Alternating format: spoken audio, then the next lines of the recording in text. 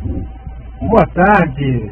Hoje estamos aqui de volta com o nosso ProSaúde Talks, hoje falando sobre assistência social para todos, ou ao alcance de todos, com o senhor Francisco Américo, da Prefeitura de Barra Mansa. Olá, Paulo, boa tarde, é um prazer estar aqui com todos vocês, é uma honra atender esse convite e poder compartilhar, fazer uma troca de informações aqui com você. Estou muito ansioso para esse momento. Poxa, legal, cara, legal.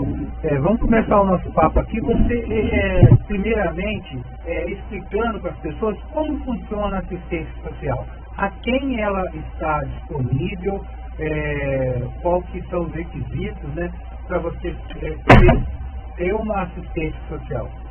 Bom, a assistência social, ela foi instituída aí, foi criada em 2005, o Sistema Único de Assistência Social, e a assistência social, ela é para atender aqueles que precisam, é para todos, entendeu? A assistência social, como a minha amiga e diretora de proteção social básica, Kátia Batista, muito bem diz, ela não é uma política pobre, nem uma política somente para pobre, uma política para todos aqueles que precisam. A gente já tem alguns momentos mistificando um pouco dessas questões de só pode ter cadastro único só quem está em situação de vulnerabilidade, só quem é pobre. Não. Essa é uma dúvida. Não, na verdade, todo cidadão, todo mundo precisa, eu mesmo, ter o cadastro único, porque é o meio do governo federal nos mapear e conseguir implementar políticas públicas para atender a toda a população, entendeu? Hoje eu estou aqui com dados nacionais e dados aqui de Barra Mansa também, entendeu? Vamos ver esses dados. E outra coisa assim, você lá trabalha sozinho, tem uma equipe, como é que é estruturada a assistência social de Barra Mansa? A Secretaria de Assistência Social e Direitos Humanos de Barra Mansa, ela é uma estrutura gigantesca, né? Que as pessoas, na verdade, a maioria das pessoas só lembram e pensam em assistência social quando estão lá ou precisa de uma cesta básica ou achar que precisa de alguma coisa, quando na verdade ela é muito além do que isso.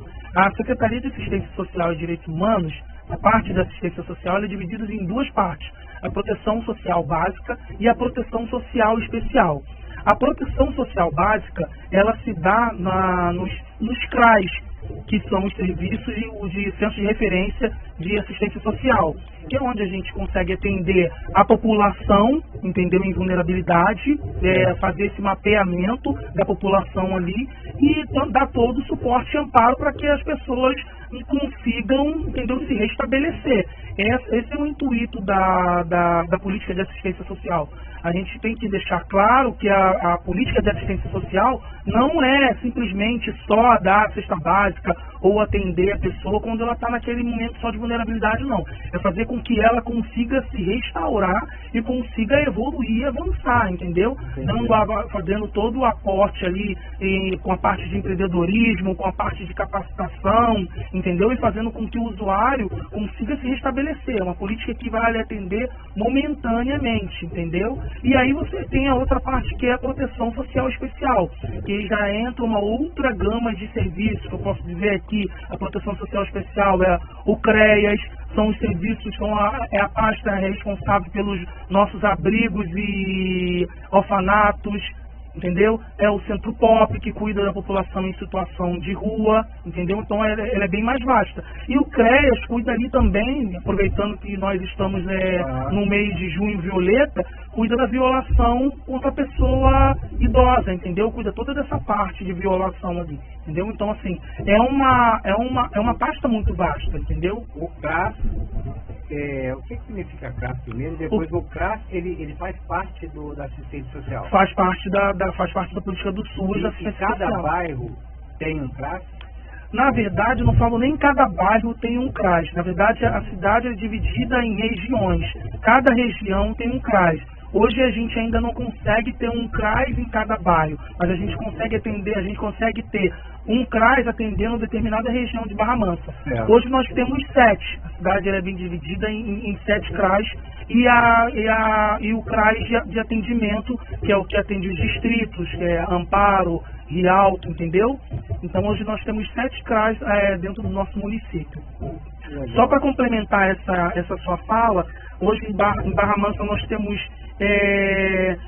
25 mil famílias cadastradas dentro do cadastro único e 57 mil pessoas cadastradas. Dessas 25 mil famílias, o que compõe elas são 57 mil pessoas cadastradas, entendeu? Então, como eu falo isso? Quando uma mulher chega no CRAS para fazer o cadastro único, ela tem que informar dentro do cadastro dela todas as pessoas que convivem com ela naquela casa, entendeu? Porque é isso que vai balizar e vai dizer se a pessoa está apta a receber o benefício do Bolsa Família ou não, entendeu? Porque isso é analisado pela renda per capita da pessoa. Então, chegou lá, uma mulher chega lá, então entra no cadastro único dela. Ela, a quantidade de filhos dela, o companheiro, o esposo, entendeu?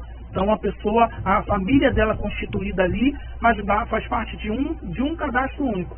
Quando ela vai fazer o dela ali, ela tem que informar todas essas pessoas. Então hoje é mais mulher que se cadastra ou mais homens? Geralmente são mais as mulheres. Mais as mulheres. Eu já tive reuniões com a diretora da Proteção Social Básica, a senhora Cátia Batista, e ela já ressaltou isso, que é mais mulheres, entendeu? Lembrando que mais mulheres procuram os equipamentos, mulheres lá periféricas, muitas dessas mulheres negras, mas quando essas mulheres procuram, ela na hora de fazer o cadastro, ou nos CRAs, ou aqui no cadastro único na prefeitura, ela precisa inserir informação de todos os membros da família, entendeu? E essas informações, assim, são validadas? Por exemplo, como é que é o dia a dia de vocês lá?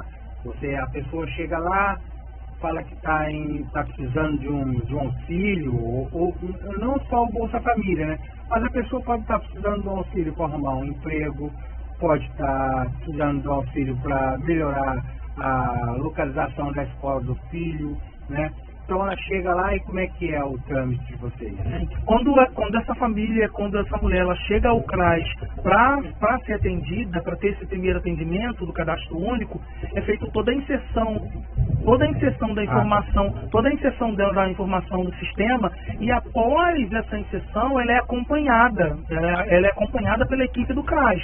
Então o CRAS visita a residência dela para verificar essa questão da realidade dela, entendeu? E aí, mediante o quantitativo de pessoas na família dela, verifica-se a necessidade, porque tem muitas pessoas que estão cadastradas dentro do cadastro único que não necessariamente têm direito ao benefício do Bolsa Família, entendeu? Sim. A renda per capita tem uma média mais alta do que preconiza o programa, entendeu? Mas tem todo esse acompanhamento. E aí, dentro desse acompanhamento, Paulo, entra frequência escolar, entendeu? Tem informações. A informação hoje do cadastro único, ele é um sistema tão amplo e vem passando por modificações e mais aprimoramento, que ele conversa com a educação, ele conversa com a saúde. O CRAS também conversa com o Conselho Tutelar também? Sim. A assistência social? A assistência social, sim, porque a gente precisa entender que quando há violação, quando ocorre a violação de menores de idade, de crianças, adolescentes, sendo expostas ali, o primeiro acompanhamento ali também tem um acompanhamento do Conselho Tutelar, entendeu? Preconiza o Conselho Tutelar, tem uma criança vendendo, tem uma mãe com uma criança na esquina vendendo bala, com um bebezinho. O Conselho Tutelar é acionado e aí é feito toda uma análise e verificação também.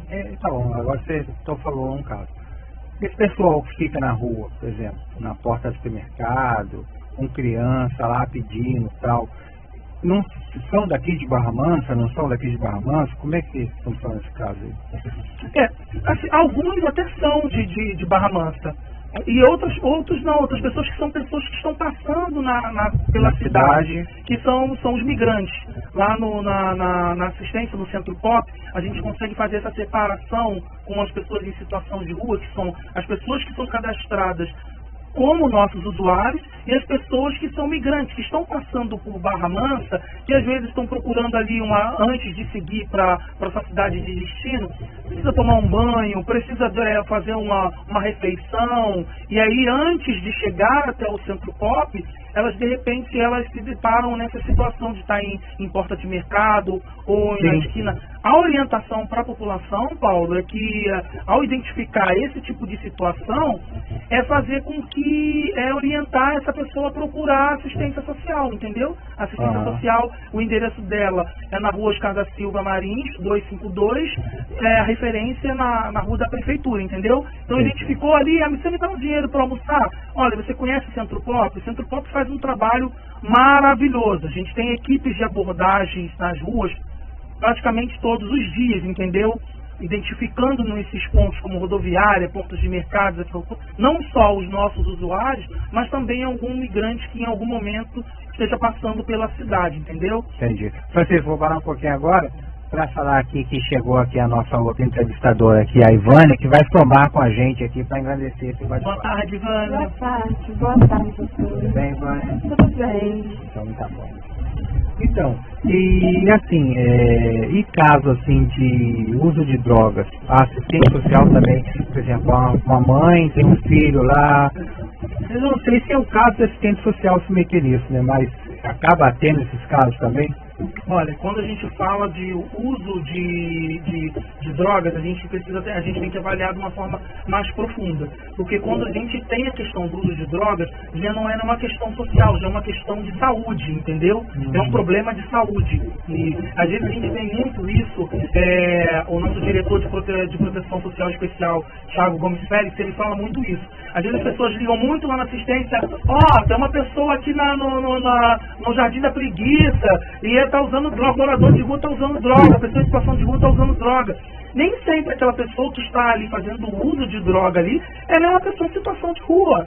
Ela está na rua, ela está fazendo uso da droga ali na rua, mas ela tem casa, ela tem família, ela tem todo um suporte por trás.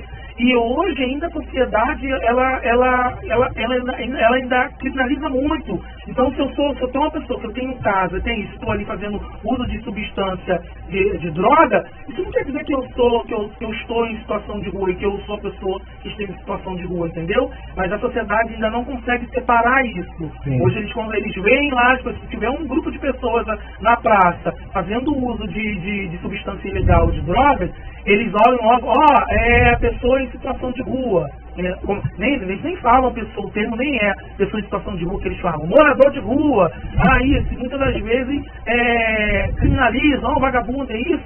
E aí a gente tem que parar para pensar, Paulo, que nós como sociedade temos que ter um pensamento, para nós que estamos dentro da Secretaria de Assistência Social, é muito fácil ter esse pensamento. Eu entendo que a sociedade, a gente precisa até também trabalhar com a sociedade e fazer entender que a pessoa que está ali na praça fazendo uso de entorpecente, uso de drogas, ela não é um bandido, ela não é um vagabundo, ela é uma pessoa que ela está doente, ela precisa de ser tratada. E aí é onde a assistência entra trabalhando junto com a rede, entendeu? A gente tem uma rede que envolve a saúde, que envolve as outras secretarias também, entendeu?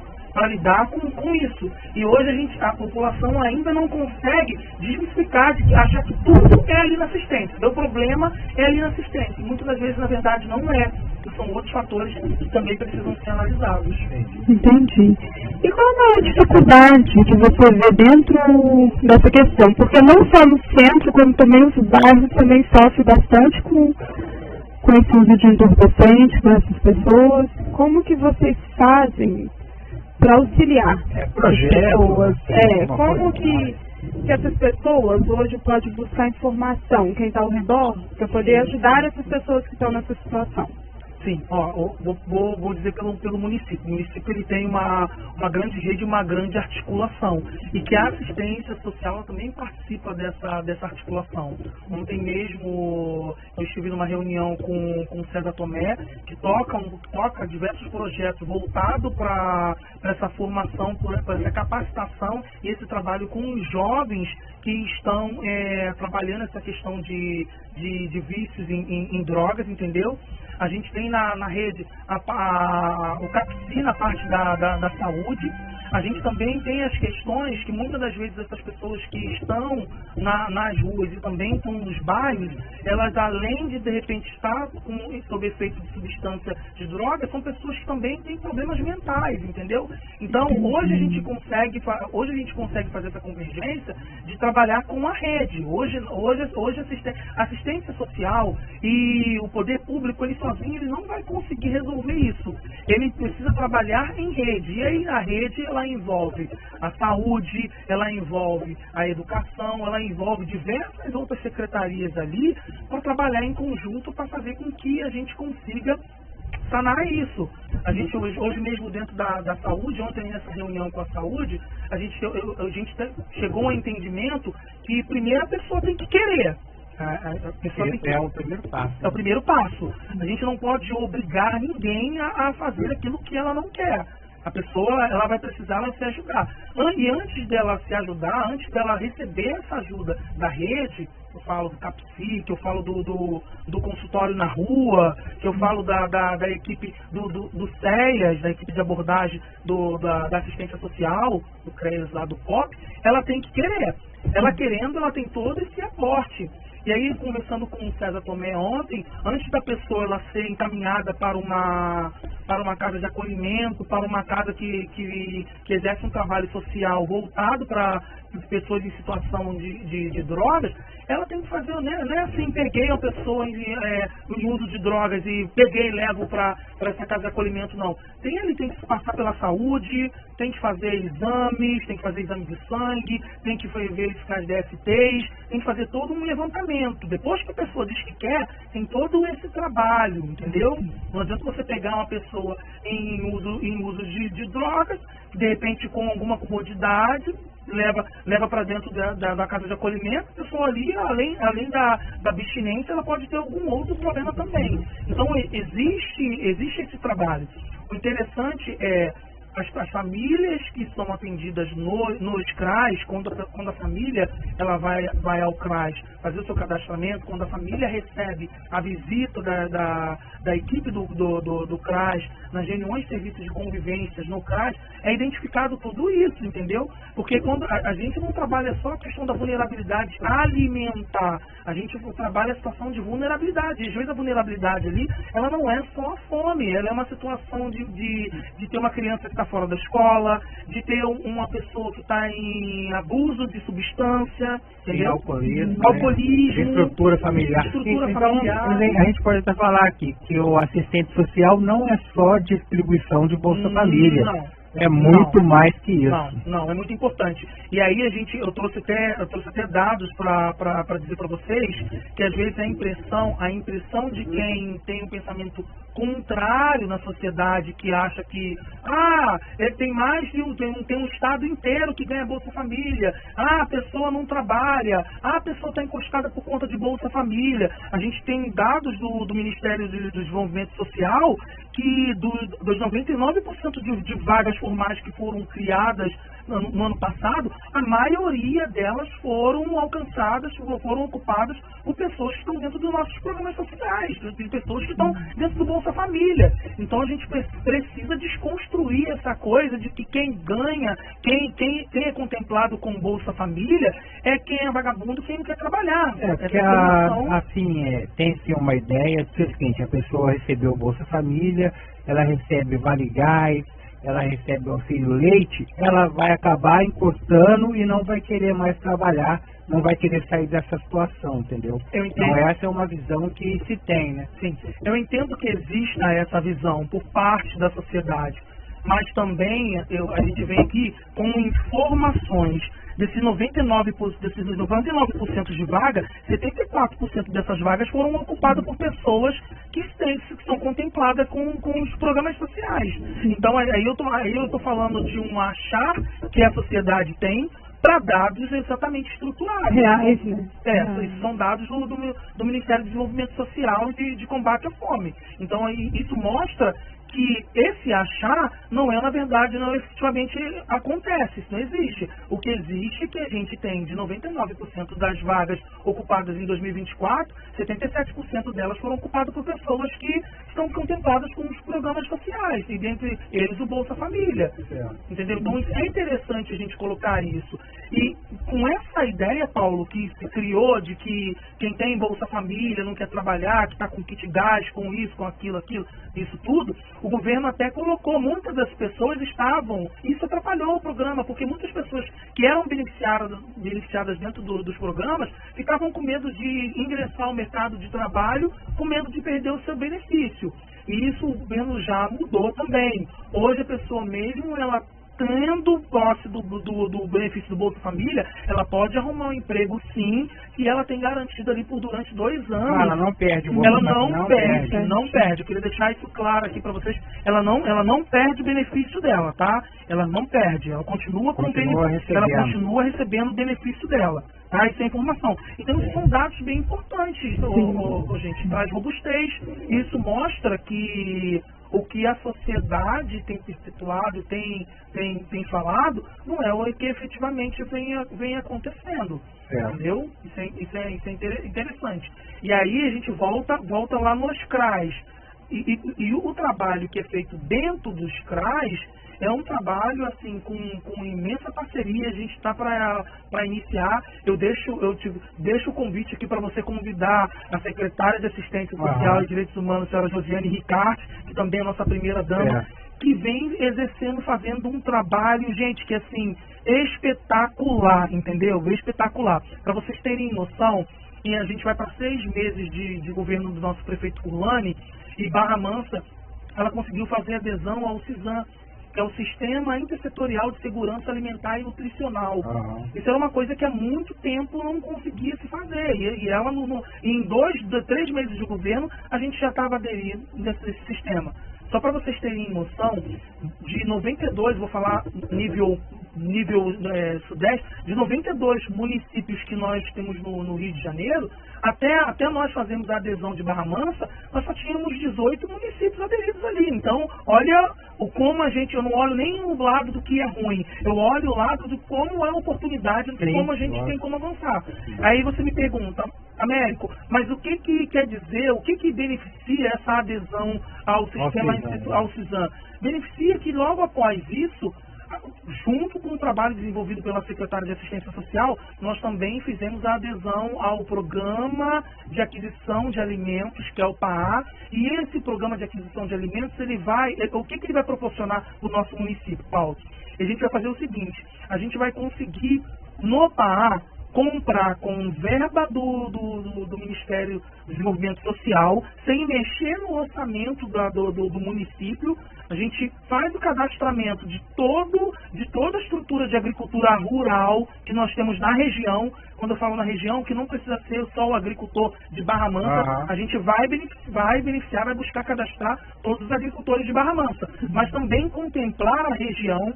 Comprar desses agricultores, aí a gente tem o fomento dessa economia do município, a gente compra desses agricultores, não utiliza recurso do orçamento do município. Que é importante.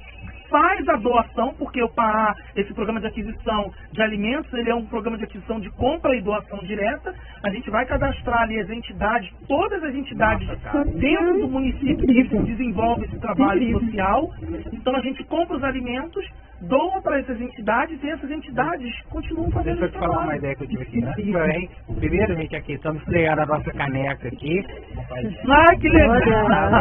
Para você também tomar uma água. Obrigado. Se você quiser tomar aqui e tal. Tá? Mas, voltando a essa ideia que você falou aí, é muito interessante, porque eu, quando estava na Associação de Transplantado e Paciente Renal, tinha um projeto que até o Muniz ia ajudar, de fazer entrega de uma cesta alimentar, porque assim, a pessoa está lá fazendo hemodiálise, aí a pessoa tem que fazer uma dieta. Só que a maioria das pessoas lá, se pegar lá, por exemplo, a gente fez levantamento lá na Clínica do Retiro, tem muita gente de Barra Mansa, 60% não tem condições de seguir aquela dieta. Então a gente queria fazer uma cesta com cenoura, tomate, alface, entendeu? A gente estava vendo um lugar para plantar e para depois, mas acabou o projeto não ir para frente. Então, dentro disso aí, a gente pode colocar, na verdade, se o diretor da associação, que agora está lá, quiser colocar, ele pode colocar a associação para receber. De repente, o pessoal receber um kit, porque, por exemplo, a pessoa faz hemodiálise ali, cara, ela sai fraca. Sim, então, se ela não tem uma alimentação adequada, não consegue uma cenoura, um tomate, um alface, faz uma beterraba, um negócio assim, se fosse o mínimo, ela não vai conseguir repor o que a máquina tira, porque a máquina tira tudo. Aí ela vai, não se alimenta direito, entendeu? Então a forma que se entregasse pelo menos uma vez por mês, entendeu? Uma sacolinha com essas coisas assim, pode entrar nisso aí, né? O que a gente tem feito dentro dos nossos CRAs, dentro do município, a gente já respondeu um manifesto de aceite do próprio PAA, a gente já preencheu ali, informamos a quantidade de agricultores, informamos a estimativa de toneladas de alimentos que esses agricultores podem nos vender para atender, a estimativa de entidades dentro do município, a quantidade de entidades, a gente passando, estando apto, cadastrar as entidades e começar a fazer a compra desse alimento e a doação desse alimento e as entidades fazer a distribuição. Uma coisa que eu queria deixar bem claro é que essa distribuição, ela não ocorre ali na Secretaria de Assistência Social. As pessoas não vão lá com bolsas e pegam, não. A gente compra a gente compra pelo PAA e doa para as entidades. As entidades fazem essa distribuição. A entidade vai lá, retira o alimento e ela faz a distribuição. Uma outra coisa que precisa ficar claro também, Paulo, é essa como você falou, da pessoa da hemodiálise.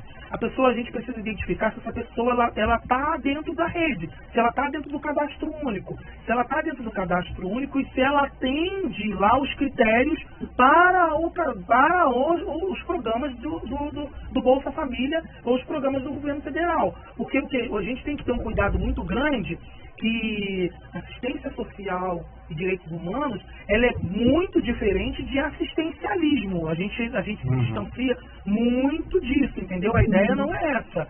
Assistencialismo ele não resolve. Pelo contrário, ele cria ali uma impressão de que a pessoa... Aí cria exatamente essa impressão de que eu não posso fazer uma outra coisa, eu não posso buscar melhorar, porque senão eu perco aquilo ali, aquele ganho que eu tenho, entendeu?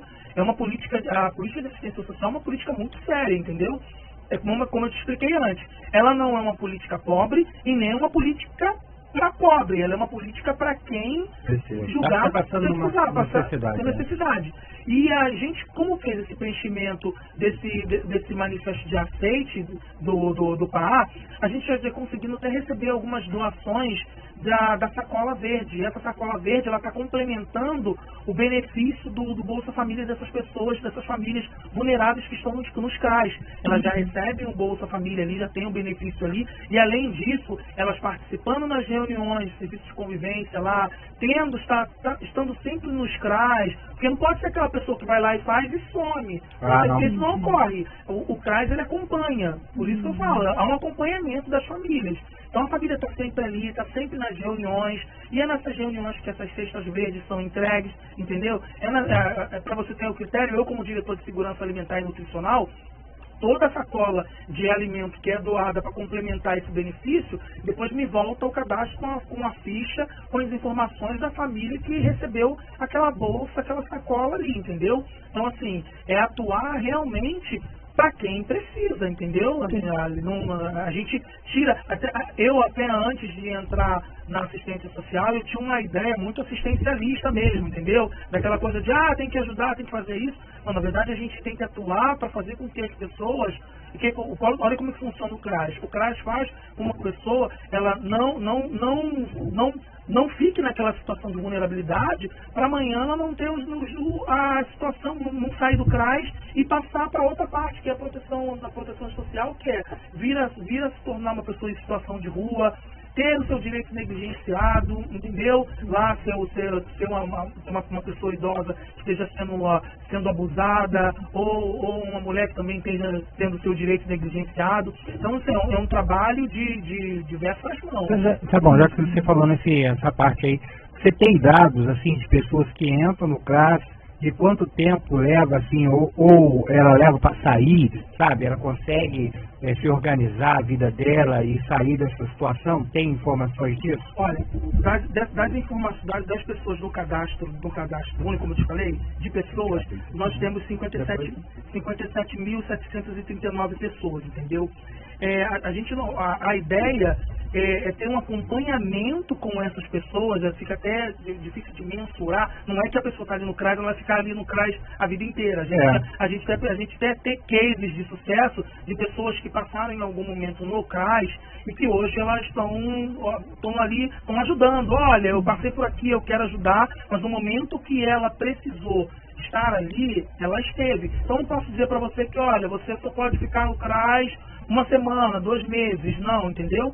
Tem todas as questões, os critérios em relação ao benefício, entendeu? E aí, dentro dos critérios desse benefício, tem uma avaliação da equipe técnica do CRAS, entendeu? Opa, peraí, se você tem lá sua família e você já conseguiu arrumar um emprego, e aí aquele emprego está gerando para você uma renda per capita 1, 2, 3 vezes maior ao critério que você teria que estar dentro do Bolsa Família, automaticamente é reavaliado a permanência e o acompanhamento daquela família ali. Não, mas não só assim de trabalho, eu estou falando até de estrutura de família. Existe assim, vocês notam assim a evolução, sabe? Você tem casos assim que vocês podem falar assim que foi recompensante ou frustrante para vocês?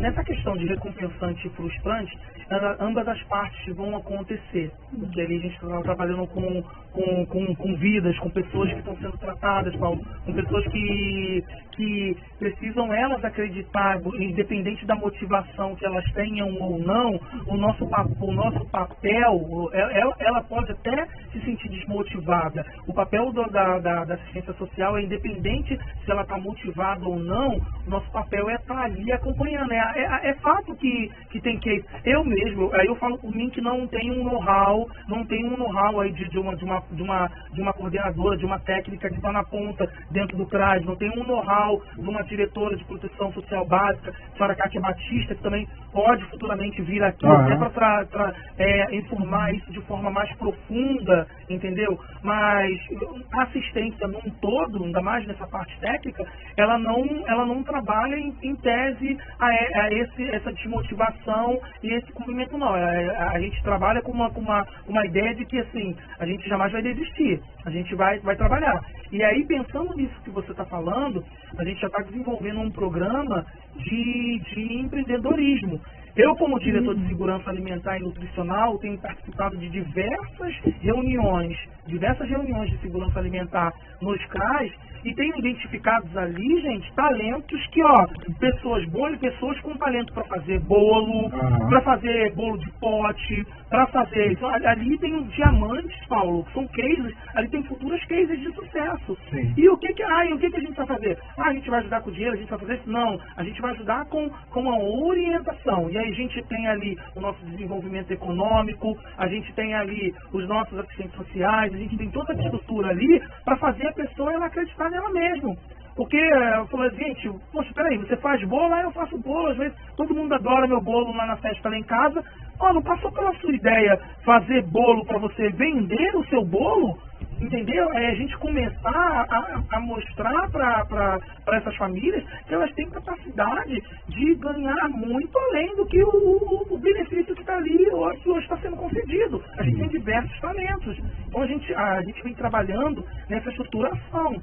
Inclusive nos dias 14 e 17 de julho, vai ter uma capacitação com todas as equipes de servidores da Secretaria de Assistência Social e Direitos Humanos, em parceria com o SEBRAE, capacitando ainda mais as equipes para a gente levar isso para os usuários, para a gente ter os usuários ali capacitando aquelas pessoas. E aí o que a gente tem, Paulo? A gente tem diversas cases de sucesso dentro desses CRAS. Eu, há um ano e meio, eu participei dos Jovens Negros de Sucesso, onde a gente tinha várias cases de sucesso ali. E hoje a gente tem advogadas, pessoas que estiveram ali recebendo a premiação, advogadas, jovens... no Rotary, né? Isso, no Rotary. Jovens que começou aqui jogando futebol com a gente, acreditando e ajudando, que está jogando em Dubai, a gente tem que impulsionar. E muitas das vezes o trabalho da Secretaria de Assistência Social e Direitos Humanos, né, não é só dar o material, não é vir com ajuda dentro da extrema vulnerabilidade, não, mas é sim capacitando e fazendo com todo o sistema, para que a pessoa consiga avançar. Mas, para você fazer a pessoa mudar, para você fazer a pessoa mudar de estado mental, tá? Até chegar a acreditar nela e empreender, tem alguém lá capacitado psicologicamente para atender essa pessoa? Porque a pessoa vai estar vulnerável psicologicamente, entendeu?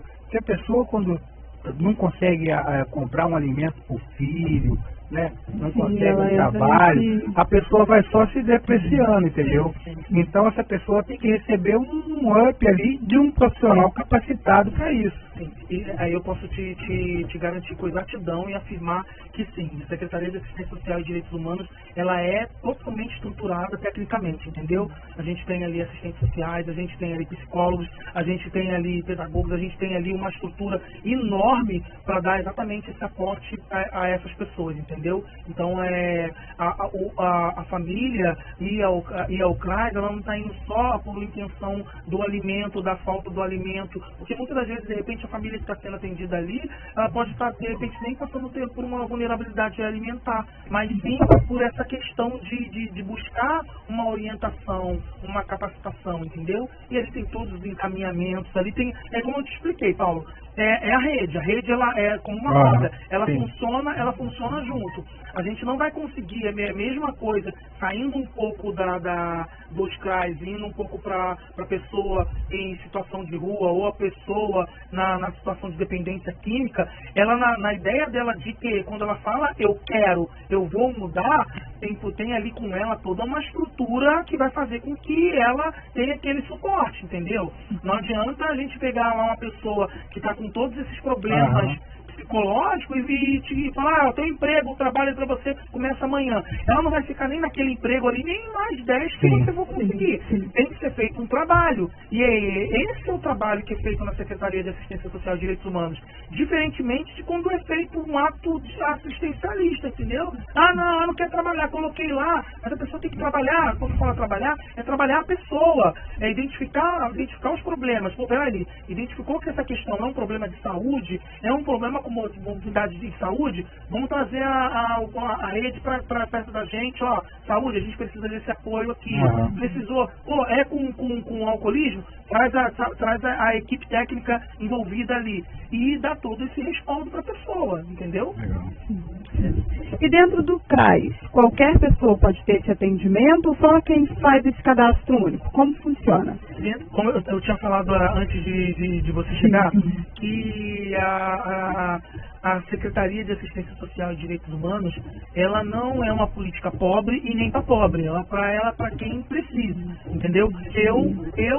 Eu tenho cadastro único, minha esposa tem cadastro único, é acompanhada, é fato que por conta da renda per capita a gente não atinge para ser contemplado nos programas do Bolsa Família, é fato, mas isso também não deixa de estar sendo acompanhado ali. Então é para a população e é interessante. Todo mundo deveria ter cadastro único, entendeu? Até para a gente conseguir, quando a gente gera uma gama de informações como essas informações são puxadas todas a nossa amiga Fátima lá da vigilância, ela puxa essas informações todinhas, essas informações são de quem estão inseridas dentro do sistema do cadastro único, entendeu? E essas informações são cruzadas com a saúde, são cruzadas com a educação, então é interessante, porque às vezes, como você mesmo falou, eu posso falar assim, eu não tenho uma vulnerabilidade alimentar extrema, eu não tenho nenhum problema com pessoa mental, eu não preciso de cadastro único, eu não preciso ser atendido pelo CRAS. Não é isso, entendeu? O CRAS é o Centro de Referência de Assistência Social e está ali nas comunidades, nos bairros, para atender a comunidade, entendeu? A quem fizer necessário. Então é interessante. E quais são os principais problemas sociais aqui de Barra Mansa? Você consegue elencar 5 principais? alimentar, a gente tem a vulnerabilidade a alimentar, a gente tem as questões... Tem muita gente assim com que não consegue aqueles restaurantes populares ajudam muitas pessoas, né? Muito. Porque assim, a gente tem que ter um cuidado muito grande quando a gente fala de vulnerabilidade alimentar, porque a vulnerabilidade alimentar, ela tem lá a situação extrema, onde me falta o alimento e eu não tenho nada, ou onde eu estou tendo uma alimentação que ela, nutricionalmente falando, não está sendo uma alimentação adequada, entendeu? Aí eu posso defender isso como diretor de segurança alimentar e nutricional, que o problema de insegurança alimentar não é só a falta do alimento, é também como aquele alimento está sendo manuseado, como eu estou fazendo uso daquele alimento, entendeu? Eu tenho ido nas reuniões conversar com as famílias. Vou pegar um exemplo para você aqui. A gente teve o Conselho de Segurança, Conselho Estadual de Segurança Alimentar e Nutricional aqui em Barra Mansa, já nos dando palestra, de família que às vezes você chega em casa e vai fazer um ensopadinho de abóbora, você descasca a abóbora e joga a casca fora, e a maior parte nutricional da abóbora está ali na casca. O caroço da abóbora faz uma farinha maravilhosa, e a gente está falando de multimistura, é uma farinha maravilhosa. Então, quando a gente fala de segurança alimentar, a gente engloba todos esses critérios. É fato que o restaurante do povo, entendeu? O restaurante do povo melhorou muito isso, muito isso. Às vezes, não levando para o lado político, nem eu estou aqui para fazer política, nada, mas às vezes eu, além de ser diretor de segurança alimentar e nutricional do município, eu sou fiscal e o Thiago Gomes Félix, diretor da Proteção Social Especial, é o gestor. Nós somos os fiscais dos gestores pro estado do restaurante ali. Então, quando o prefeito, a primeira dama, eles vão ao restaurante, você tem que ver o brilho no olho deles.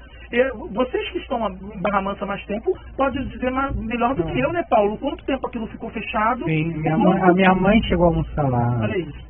Olha aí. Então, assim, hoje o restaurante do povo de Barra Mansa, ele é o único no Brasil a ofertar o jantar. Não tem no Brasil restaurante do povo, não tem no estado do Rio de Janeiro. Todos no estado do Rio de Janeiro, a maioria no estado do Rio de Janeiro é de jejum, almoço e só. Barra Mansa é o único. E aí a gente tem hoje o restaurante do povo de Barra Mansa, já em um pouco mais de um ano, já ofertou mais de 500 mil refeições, gente. Porque você pega, é um equipamento, uma parceria do município cofinanciada pelo Estado, que atende lá a lei do idoso. Então aqui a gente recebe idoso de Coatis, vem pessoas de Resende, as pessoas vêm de Volta Redonda, porque em Volta Redonda parece que é R$3,50 a refeição, e o idoso parece que não tem gratuidade, porque ele atende a lei municipal e não a estadual. Então a gente recebe uma demanda enorme ali no nosso restaurante. E fica aqui o convite para vocês, se nunca estiveram lá para almoçar, o dia que quiserem, falem comigo, vai ser um prazer apresentar o nosso restaurante do povo, a estrutura do equipamento.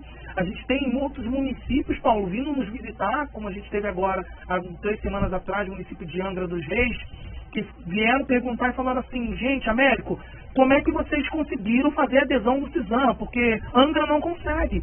E Angra é um município turístico, um município muito mais rico do que Barra Mansa, e não consegue fazer adesão ao CISAM. A gente não consegue fazer adesão e está apto a ter todas essas políticas nos beneficiando.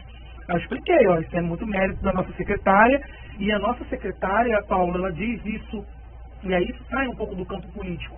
Às vezes o que está impedindo das coisas avançarem é praticamente a vontade de fazer. A gente tem uma secretária ali, tudo bem, ela é a esposa, é a primeira dama, esposa de um prefeito, esposa de uma pessoa política, mas ela não é uma pessoa que vem da política, mas que está fazendo um trabalho que há muitos anos nenhum político teve a oportunidade de estar ali e fez, entendeu? Então, se a gente teve Angra dos Reis aqui, e essa equipe de Angra dos Reis que vieram ter esse assessoramento comigo, eles ficaram fascinados com o restaurante do povo. os olhos brilhavam, a menina filmava. Sabe aquele japonês quando tá no Cristo Redentor, que tá filmando tudo? Ela falou assim, gente, eu preciso filmar isso, eu preciso levar, porque a gente não fala só da qualidade técnica ali, do alimento, da qualidade do alimento, mas da estrutura em si. Então aquilo ali foi um ganho enorme para o município. E o que muito me entristecia há um pouco tempo, Paulo, é que as pessoas pegavam esse equipamento tão importante para a população e levava a questão para todo viés político. Em outubro, 6 de outubro, isso vai acabar. Isso aí vai acabar, 6 de outubro, acabou a eleição, vai acabar. Gente, a gente já vai para julho, o restaurante estava funcionando, um recurso para o exercício de 2025 todinho, 2026, então aí ele não vai parar de funcionar. E é uma vitória para o povo. E fica o convite para você ir lá, para você ir lá. Então, voltando aqui, então, quais são as 5? Tem a questão da segurança, alimentar. A gente tem a questão, aí não é só, e aí você me perguntou das dificuldades, a gente hoje tem uma dificuldade da dependência química.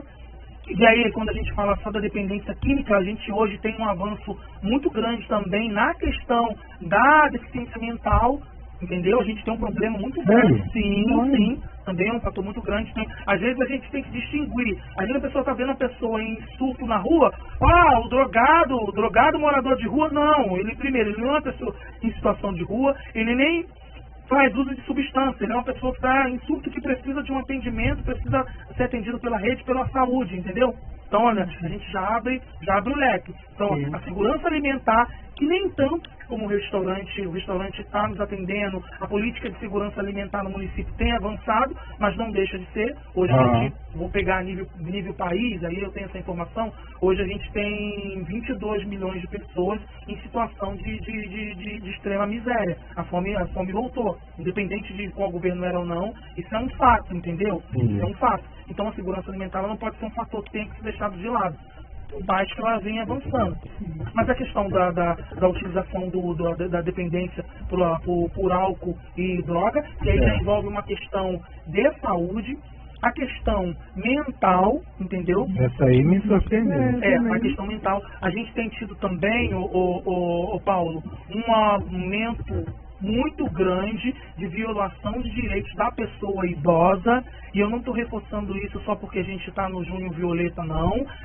Junho Violeta é um mês que a gente faz referência a dar força à campanha, mas para nós da Secretaria de Assistência Social e Direitos Humanos, todos os meses são Junho Violeta, entendeu? Como se classifica isso, a violação de direitos da pessoa idosa? Olha, aí eu vou, porque eu ali na Secretaria... A gente volta depois para o circular, mas só para... eu deve estar nos 3 ou 4. Já no 4, Como o meu professor, que é o coordenador do CREAS, o Célio Carlos mesmo fala, às vezes, e aí é bom usar essa sua audiência, o seu programa, que é muito bem visto pela população, é que às vezes a pessoa idosa, ela está passando por uma violação de direitos e ela nem sabe que aquilo é uma violação de direitos. O que é uma violação de direitos? Às vezes o idoso tem um benefício ali, que ele devia receber um benefício ali porque um idoso não vive com um salário mínimo, Paulo. Não vive. Então aí ele já não vive com um salário mínimo. Ele ainda chega lá, ele tem um benefício dele, recebendo 300, 400 reais, porque um neto, ou um filho, ou um sobrinho foi lá, pegou o cartão dele e comprou uma moto que está batendo ali do benefício dele. A gente tem ali um idoso que tem esse negligenciamento ele é bem amplo, tá? Porque a maioria das vezes ele pode partir por dentro da família, ou tem prestadores de serviço. Tá ali um cuidador que não está cuidando direito, ou que está fazendo uso indevido dos recursos financeiros, entendeu? A gente precisa aproveitar até esse canal e esse momento que você fala nisso, para colocar isso para a população, entendeu? Assim, não deixar com que isso ocorra. Isso é crime?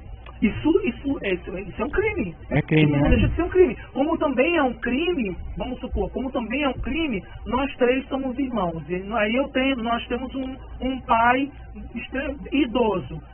E eu só cuido, só o Américo cuida, o Paulo, e você não cuida, eu posso acionar a justiça para fazer com que a justiça faça com que vocês também Cuidem. Cuidem, entendeu? Façam com que vocês cuidem. Eu não sei se vocês lembram que no período de pandemia, em países da União Europeia, muitos países fizeram com que os seus familiares buscassem os seus parentes idosos nas clínicas dos hospitais para cuidarem deles, para fazer o uso do cuido deles. Porque isso é uma responsabilidade para a família.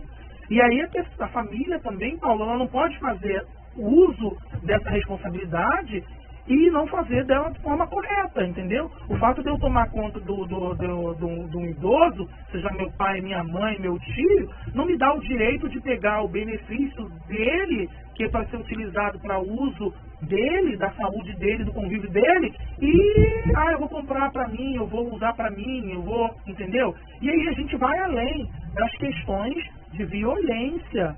A gente tem idosos lá em cárcere privado, a gente tem idosos sendo negligenciados, sendo maltratados, e fica um alerta. Eu ia te pedir essa ajuda, Paulo, porque a gente também tem como sociedade uma mania de que, tá brigando ali na casa da vizinha, o problema não é meu não. A vizinha saiu de manhã, largou a mãe de 95 anos, voltou 11 horas da noite, não é problema meu não. É problema meu sim. Porque, às vezes, a diferença de você pegar ali e ligar no Disque 100, onde não é identificado você, e falar, olha só, eu tenho aqui na minha rua, minha vizinha, a filha sai de manhã, 6 horas da manhã, volta só meia-noite, e fica lá uma idosa de 89 anos. As pessoas costumam até, né, entrar nessa no conselho tutelar. Porque no conselho tutelar, se a pessoa vê o filho lá sendo maltratado pela mãe e tal, as pessoas ligam, mas o idoso a pessoa não liga. O idoso não liga. E aí pro idoso a gente tem o CREAS, pro idoso a gente tem o Disque 100, entendeu? E pro idoso, às vezes, de repente, esse quadro não é o quadro de vivência da nossa família. De repente, na sua família, Paulo, na sua família você não tenha isso, mas é de conhecimento seu que alguém esteja passando por uma situação dessa. Aí é um dever, gente, é um dever fazer essa denúncia. E isso não se trata só do idoso, não. Isso se trata da criança, do adolescente, da mulher, entendeu? A gente tem pessoas que, mora vizinho de porta, tá vendo a mulher sendo espancada todo dia, aí, não mete a colher. Não, tem que meter a colher sim. Mas a pessoa tem que se identificar? Não, anônimo, gente. Os sistemas hoje é todos de forma anônima, entendeu? Porque o que acontece? Vamos supor, se você chega em casa, o seu vizinho de apartamento de porta do lado tá lá espancando a mulher e você de repente não fez nada, você vai chegar 10 vezes ali e 10 vezes aquilo vai acontecer. Até você parar para pensar e falar assim, poxa, era só ter ligado, feito a denúncia, que ela teria apanhado menos 10 vezes, entendeu? E aí é aquilo, quando você tem ciência e você não toma a atitude, você está sendo conivente com aquela violência. Você está sendo conivente com aquele negligenciamento. Se você sabe que a vizinha lá, o pai, o tio passou a mão na menininha lá, né? É um problema de família. Não é um problema mais de família, entendeu? Isso já não é mais um problema de família, isso é um crime. E aí quando você tem conhecimento de um crime e você, não quero me envolver, não quero isso, você acaba sendo conivente. Entendeu? E aquilo ali vai vir numa autorreflexão depois, até uma cobrança com isso, entendeu? Sim. Então, assim, fica essa orientação para a sociedade, Paulo. Sabe, tem um vizinho que está sendo negligenciado, tem um vizinho idoso que está sendo maltratado, tem uma criança que você está verificando, está vendo no comportamento dela que está tendo algum tipo de abuso. Gente, vamos denunciar. Na clínica Retiro, tinha uma senhora lá que o neto dela só aparecia lá nas datas de pagamento. Olha só. E aí o pessoal da clínica proibiu ele de ir lá. Olha só. Ele ia, brigava com ela ainda, só aparecia na data de pagamento. Isso é um tipo de violação de direito, Sim. Paulo. Isso é um tipo de violação de direito. Deixar um idoso de 89 anos, de 90, de 70, deixar uma pessoa idosa dentro de casa, sem o devido cuidado, sem alimentação, sozinha, sem os cuidados, é negligenciar. E deve ter casos extremos aí, né, cara? Muitos. Idoso que é amarrado, né? Sim. Isso é verdade. Sim, né? Idoso que é amarrado, ameaçado, não conta. Se você contar, você vai ficar sozinho. Se você contar, você não vai ter ninguém. Mas, na verdade, ele já não tem ninguém, entendeu? Porque à medida que ele está sendo negligenciado ali, ele não está tendo apoio nenhum. E aí ele fica com medo dessa ameaça. E é onde a população, ela precisa fazer a parte dela. Ela precisa, porque a assistência social não tem bola. O CREAS não tem bola de cristal. O Disque 100, o que vai acontecer? Vai ligar lá no Disque 100 para fazer denúncia, o Disque 100 vai acionar o CREAS. É onde aconteceu esse Barra Mansa? CREAS, verifica porque há uma violação de uma suposta violação de direito, vamos lá identificar, vamos lá verificar. Agora, se a denúncia não chegar lá pra gente, se a denúncia não chegar via 100, a gente não vai adivinhar que aquele idoso está sendo negligenciado. A gente não vai adivinhar que aquela criança está sendo negligenciada.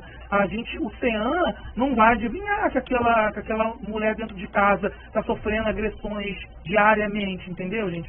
A gente precisa parar com essa questão, tirar do nosso vocabulário essa questão de não meter a colher. A gente tem que meter a colher, sim. E agora os 5?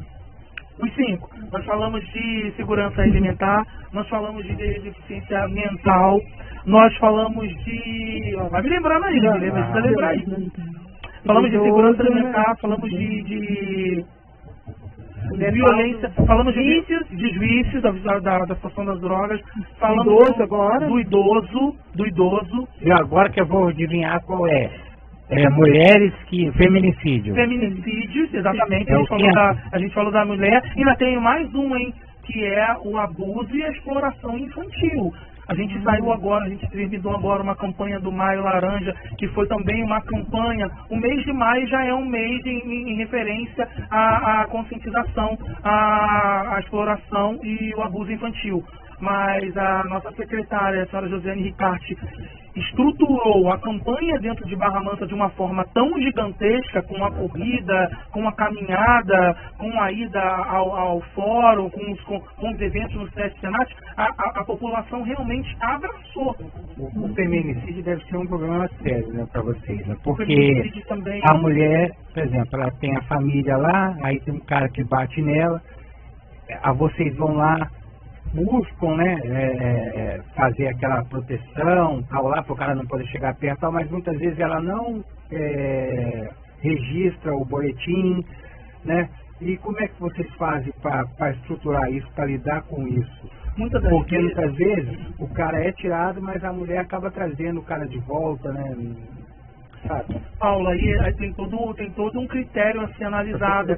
Tem todo um critério a ser analisado, porque a gente já vai para quando a gente vai falar no feminicídio, quando a gente vai falar desses maus tratos à mulher, a gente tem todo um critério ali que é a questão da dependência financeira, entendeu? Tem a questão da dependência financeira, tem a questão da dependência psicológica, de eu vou te ameaçar, eu vou te matar, vou fazer isso, entendeu? Então, muitas das vezes, a gente ainda tem hoje ainda muitos números subnotificados. Os números que hoje todo mundo consegue puxar nas bases de dados, você pode colocar que são números maiores ainda, porque muitas ainda dessas mulheres ainda não se encorajam a fazer as denúncias. E aí isso dificulta o nosso trabalho.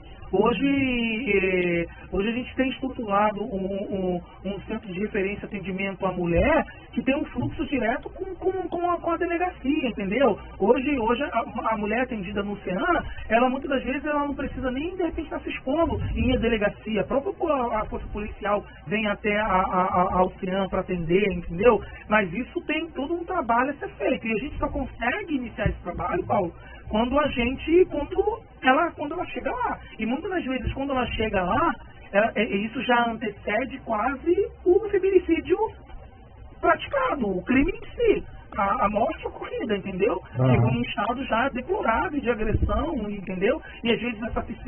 Tem muito caso aqui em Barra Mansa? Barra Mansa tem. Tem.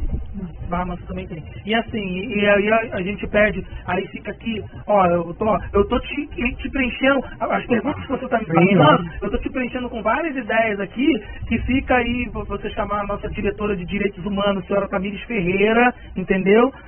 Chamar o pessoal, a equipe lá do CEAM, que ele também consegue vir com esses dados, consegue vir com esses números, entendeu? Para você, e mostrar, abrir mais o leque do grande do trabalho que é feito. E o que a gente pede, o que a gente mais luta, o que a gente espera, é que as mulheres não aceitem essa condição.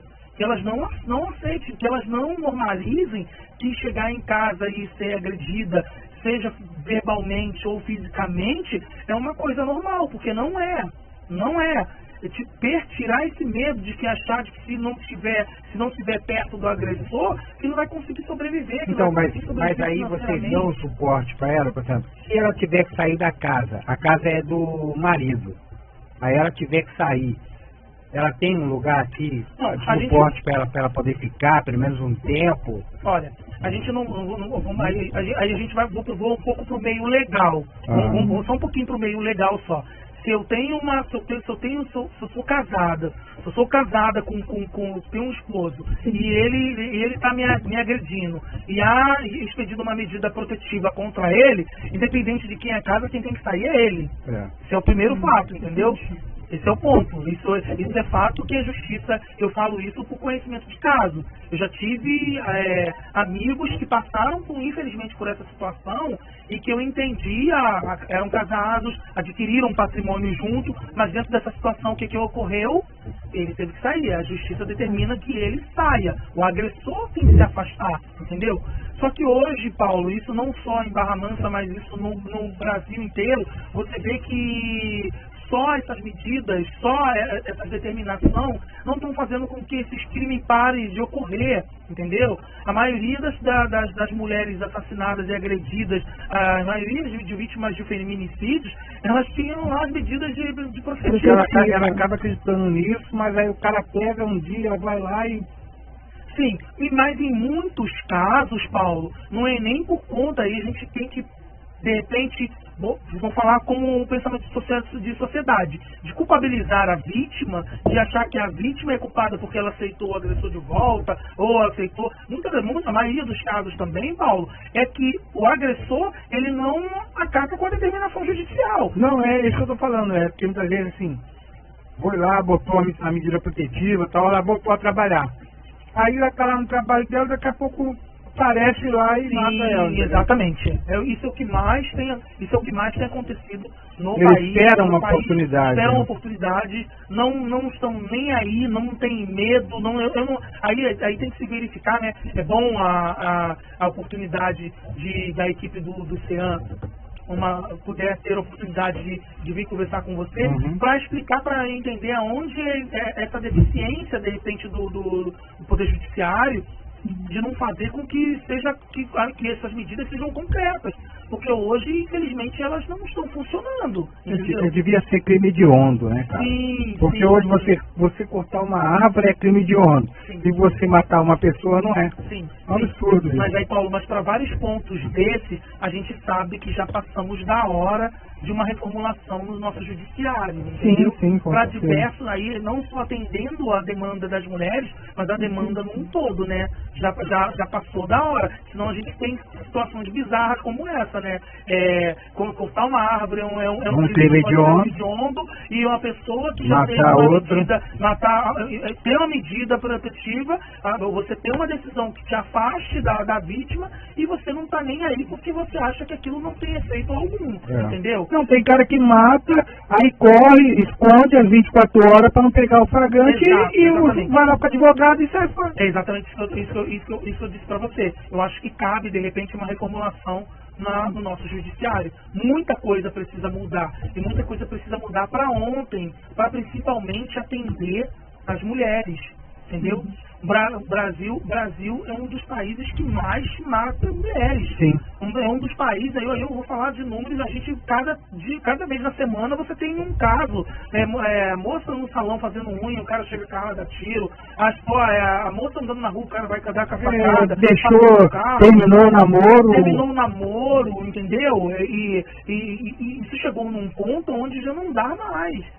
E a gente precisa, e como eu te falei, a gente ainda tem muitos números subnotificados, porque você, para qual câmera que eu olho, você, mulher, que está dentro de casa, sofrendo agressão, sofrendo abuso, aí eu te peço, você como uma mulher também, faça esse chamamento, denuncie, não aceite, denuncie, porque as mulheres estão morrendo por conta de estarem sofrendo essas agressões dentro de casa e não estão fazendo a denúncia. Entendeu, Paulo? Precisa denunciar. Precisam falar. Né? Precisa denunciar. Essa denúncia precisa ser feita. Não ter medo, né? Precisa falar. Sim. Não ter medo. Não pensar. Não ter medo. Não pensar, porque como você falou, tem todo o aporte que vai ser dado é principalmente afastar o agressor e afastar o agressor, vem todo com um acompanhamento. A equipe do CEAM é uma equipe técnica fantástica, é um trabalho, para você ter noção, o CEAM funciona dentro do complexo da Secretaria de Assistência Social e Direitos Humanos, e lá dentro da sala do CEAM não entra homem. Dentro do CEAM não entra homem. Nem os servidores da secretaria entram ali. É um lugar que o acolhimento é total. Que a mulher pode ir lá tranquila do que ela vai dizer ali, da segurança, da garantia. Ali os direitos dela vão estar garantidos. Entendeu? Ela vai estar protegida ali. Ela não precisa ter medo. Sim.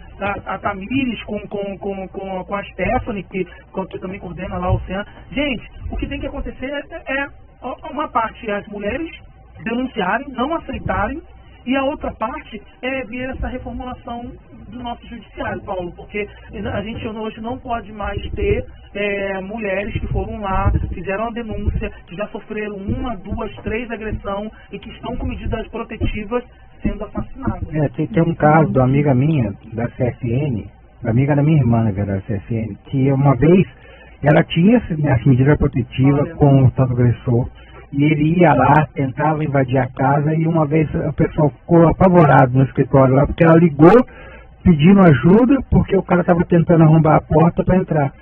E aí a polícia pegou e falou: a gente não pode deixar um carro de polícia aí na sua porta para vigiar ele. Entendeu? Aí ia lá, tocava ele, mas ele voltava, o cara era maluco, entendeu? A gente precisa que essas medidas e essas políticas de segurança também. Mas assim, o cara ele tem medida protetiva, ele tentou uma vez, tal, já perde essa e vai preso, entendeu? Eu acho que as leis precisam ser mais duras. Sim. Quando se trata de agressão ao idoso, de agressão à mulher, ao abuso infantil, precisa ter todo, porque, gente, tá assim um absurdo. Que é muito fácil a pessoa arrumar um advogado e ser fora, né?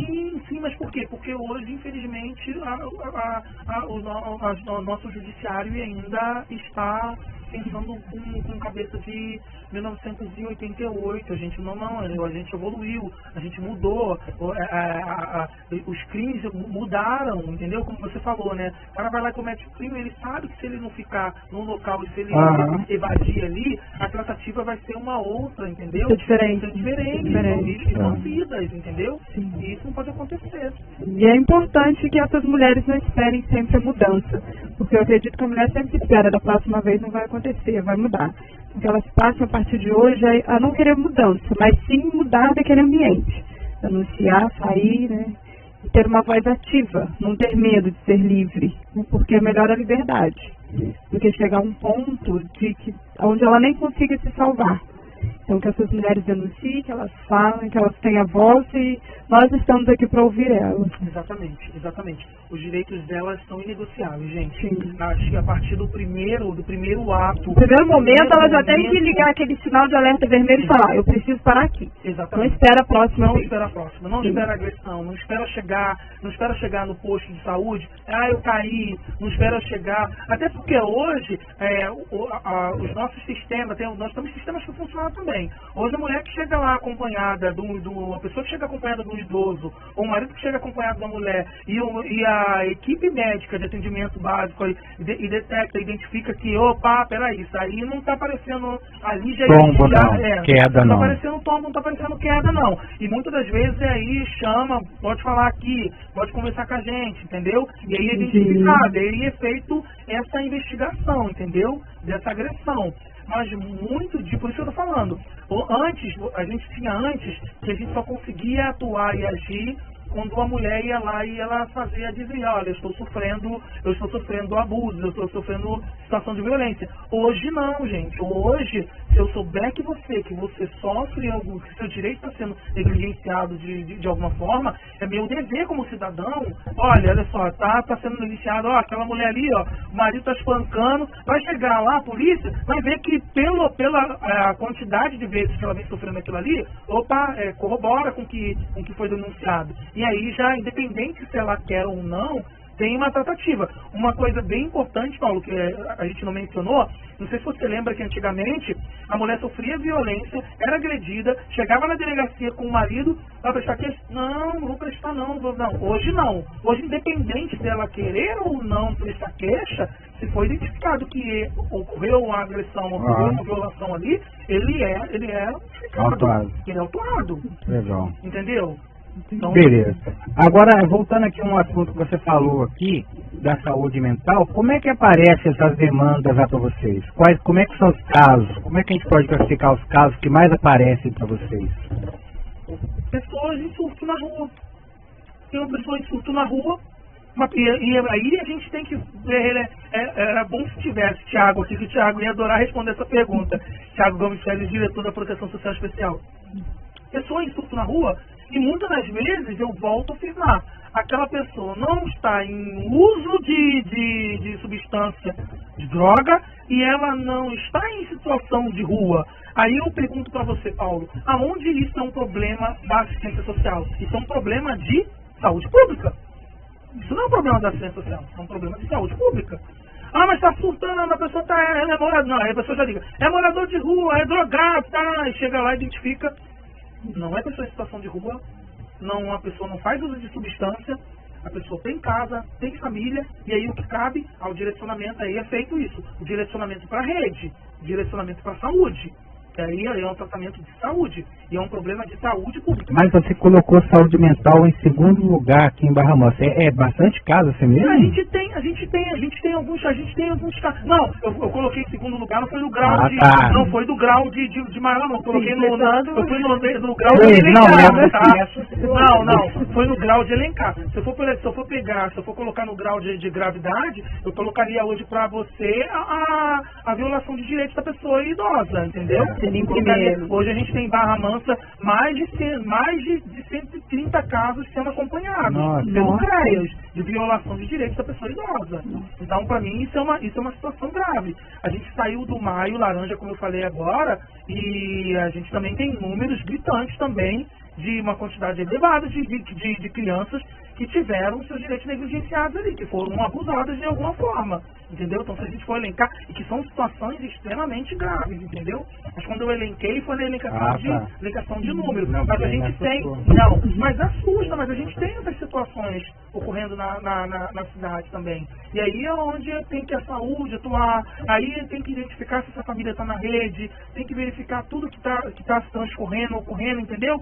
Mas ali, todo mundo tem ideia de todos os problemas que acontecem, Paulo, tudo que acontece problema, aonde quer, na assistência. E não é na assistência, entendeu? Porque tem cidades que estão sendo meio terra radicais, né? Balneário Camboriú, Sorocaba, por exemplo, eles pegam, a gente tem um rapaz que fica ali no jardim, tem uns rapazes que ficam ali no jardim, tem um que fica lá na rodovia, 2 que ficam na rodoviária, né? Esses casos aí já são, tem um que fica ali em frente à padaria Palatos, lá em Balneário Camboriú eles não ficariam, porque ou eles iam ser tratados, internados, tal, compulsoriamente, ou eles vão ser mandados fora da cidade. Como é que Barra Mansa vê esses casos? De pessoa até que já tradicional, já ter essas pessoas aí, né, na rua, assim. Aí a gente está falando de pessoa em situação mental ou a gente está falando de pessoa em situação de rua? Porque tem dois viés aí, tem duas questões aí. Eu acho que esse cara, esse aí, da rodoviária, ele tem problema mental também. se está em situação de rua. Sim, porque o que acontece? Vamos nas duas partes. Na situação mental, aí precisa ter um acompanhamento. A gente tem em Barra Mansa, e é uma coisa que eu não vejo em outros municípios. Eu conheço diversos municípios no estado do Rio de Janeiro, nem na capital. É claro que a capital desenvolve programas excelentíssimos, mas a gente tem um consultório na rua, que está praticamente na rua todos os dias, fazendo acompanhamento dessas pessoas.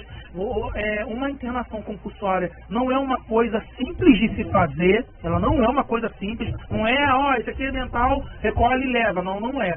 E aí, trazendo isso para a pessoa em situação de rua, vou utilizar até de uma fala da nossa secretária, não existe só a DPF em relação a isso, mas é um direito constituído da pessoa que ela tem o direito de ir e vir para onde ela quiser. A gente não pode, isso é muito legal, é muito TikTok, viraliza muito, enganja muito, mas isso é uma coisa completamente incorreta. A gente, em momento algum, como município, como poder público, a gente pode obrigar a pessoa a sair, ir para um lugar que ela não quer, ou sair de um lugar, ou fazer essa higienização, porque está nos atrapalhando. Primeiro que ser constituído é um direito dela, e hoje existe, além desse direito, existe uma DPF.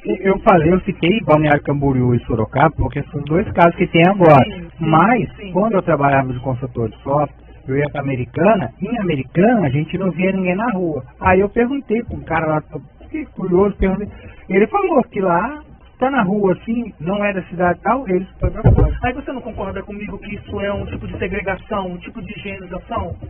Isso não é? E às vezes quem garante que aquelas pessoas estão sendo retiradas dali, que elas estão tendo o seu devido tratamento, que elas estão sendo realmente tratadas, só simplesmente pegou ali, encheu, botou numa Kombi e largou no município inimigo, no município vizinho? Preocupado só com a estética da cidade, e não com as vidas das pessoas. E isso é legal, foi bom você tocar nesse ponto, que Barra Mansa, a gente não é as mil maravilhas, não. A gente é o dia a dia mesmo. Você vai na rodoviária, você vai ver, porque até o direito dele. Aqui, uma coisa que você não vai ver é a gente pegando, pessoa catando ali e levando, obrigando, ou levando para outro lugar. Igual para você ver. Nós em Barra Mansa, nós temos o nosso abrigo municipal. Nosso abrigo municipal, ele oferece o café da tarde quando os nossos usuários chegam lá. Eles oferecem o jantar, oferece a ceia. Se bobear, eles têm mais refeição do que nós normal na nossa casa. Isso é fato, tá? E tudo de muita qualidade. Num local completamente equipado, com camas, com cobertores, com ar-condicionado quando está no calor, com televisão de 65 polegadas. Mas a gente tem muitos usuários, Paulo, que não querem ir para o abrigo. E é um direito deles. Olha, eu não quero subir. Às vezes eu passo, encontro com muitos usuários, porque a gente acaba criando vínculo. Não fica na friagem não, está esfriando muito. Sobe, não vou subir hoje não. É um direito dele. E a gente não pode simplesmente chegar e recolher, tirar dali, porque senão alguém vai dizer que Barra Mansa está deixando as pessoas ficarem ao relento no frio. Não, ele está no relento no frio porque ele quer. E a gente, se eu não quiser ir a algum lugar, não é um direito seu e meu, ele também tem esse direito assegurado na Constituição. E isso é muito perigoso. Quando eu vejo esses mecanismos e essas medidas de engajamento nesses locais, como você mencionou, muito me preocupa. Aí eu começo a me questionar e isso para mim não é um trabalho de assistência social. Isso nem é assistência social. Não é assistência social. Eles não estão preocupados com assistência social. Não estão preocupados em limpar a cidade. Exatamente, limpar a cidade, entendeu? Limpar a cidade e não está fazendo um trabalho efetivamente como ele tem que ser feito. O cuidado, o acolhimento não está acontecendo. E aí aquilo que você falou, poxa, a gente fica triste porque eles não estão...